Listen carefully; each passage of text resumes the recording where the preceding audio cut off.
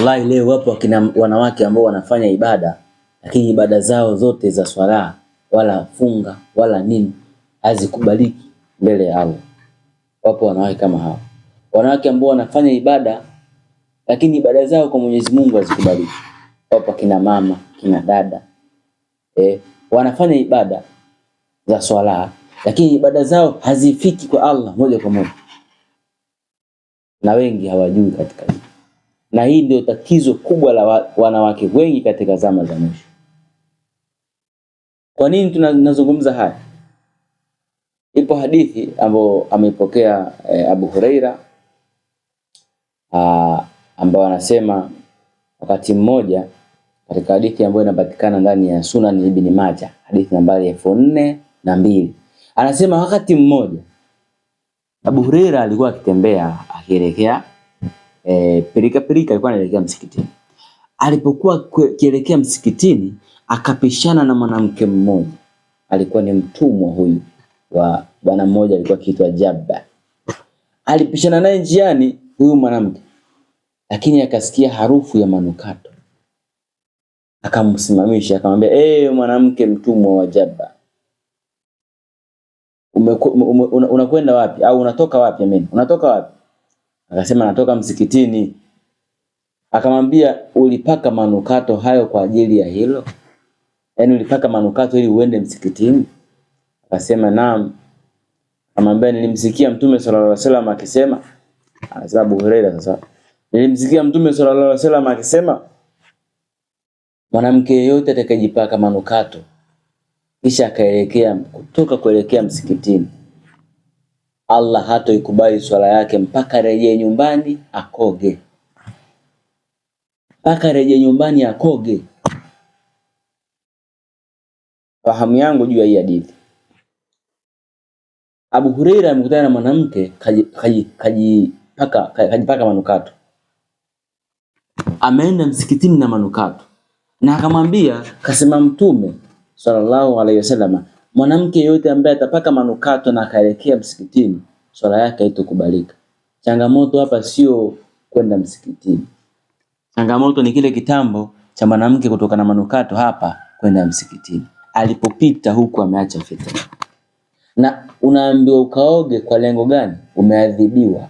Uende ukajisafishe utoke hayo manukato. Haina maana ukaoge janaba kama umezini, hapana. Hakuna zina ya mawazo ama kihisia.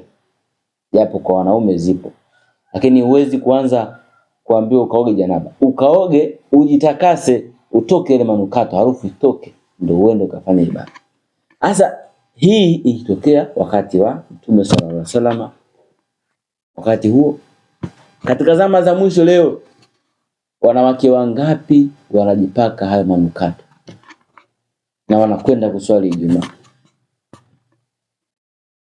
Wanawake wangapi? Wapo wale ndugu zangu wanaoswali Ijumaa mpaka Ijumaa.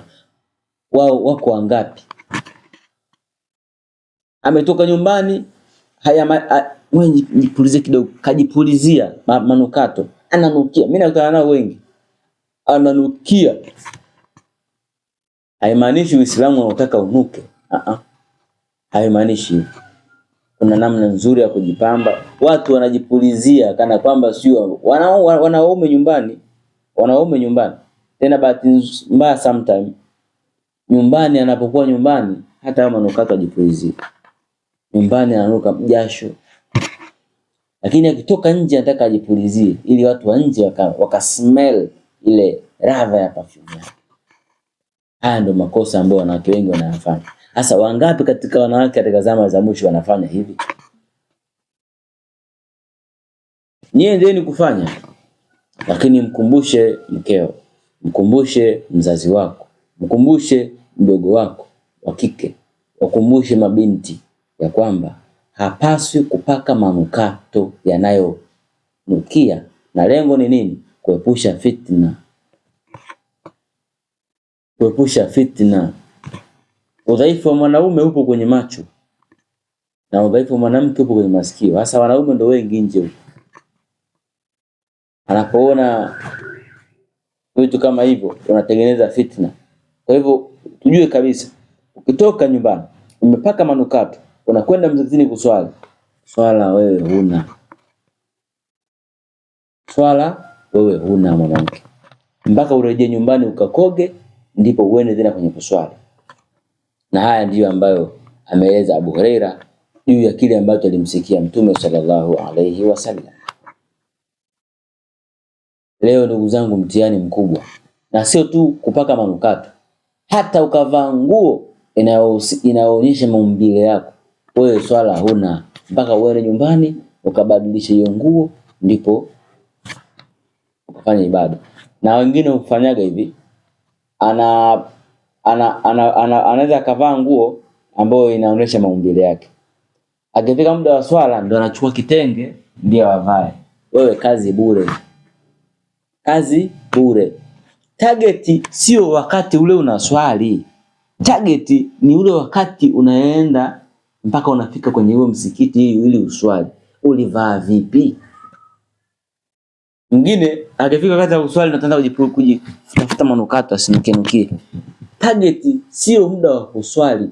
Muda wa kuswali tumeambiwa mtu avae nguo nzuri zinazonawiri, zinazopendeza mbele ya Mola wake. Apake manukato, ajipulizie manukato vizuri kabisa kama unaswali peke yako. Lakini kama mwanamke unaswali peke yako nyumbani, maana mwanamke semeka kuswalia ni nyumbani, ndio sehemu bora kwa mwanamke kuswalia. Kwa kama upo nyumbani, paka manukato yako vizuri kabisa, piga ibada, vaa nguo za stara vizuri. Hasa unatoka huko umevaa vibaya, umevaa hovyo, nguo zinaonyesha maumbile. Na leo kuna mavazi yanaitwa mavazi ya sasa hivi, haya mavazi ya abaya. Wewe sio maabaya, mengine hapo ya bei ndogo, mengine hapa bei kubwa. Mtu anavaa afu katikati kuna kamba anafunga hivi. Kamba ile inatenganisha kati ya chini na juu.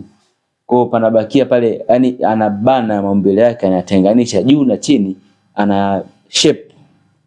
Kwa mtu anapopita hivi barabarani unadhalisha fitna. Hasa nafika hatua unaenda kufanya ibada vile vile tu.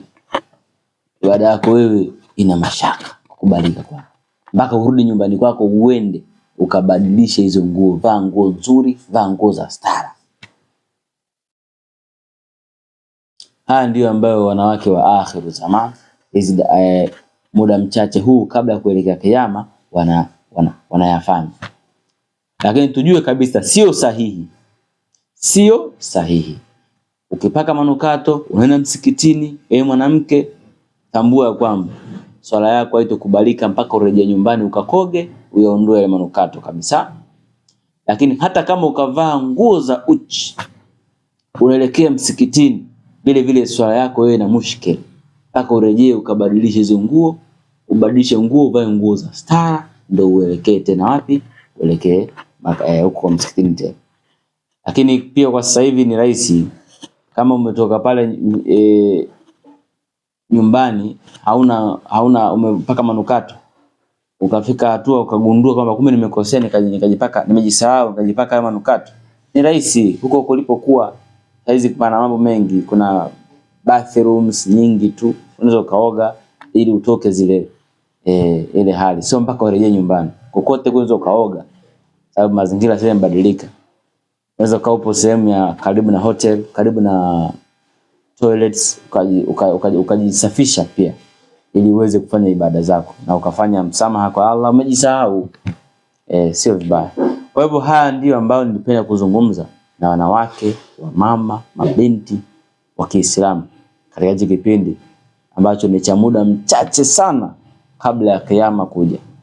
Tumche Allah, tumche Mwenyezi Mungu, tufanye ibada ambazo zina uhakika, tufuate yale ambayo Allah anataka. Kama umeamua kuwa muumini mazima, fuata yale ambayo muumini anapaswa kuyafanya. Kwa muumini haya si magumu wala si mazito. Tumche Allah tabaraka wa taala. Assalamu alaikum wa rahmatullahi wa barakatuh.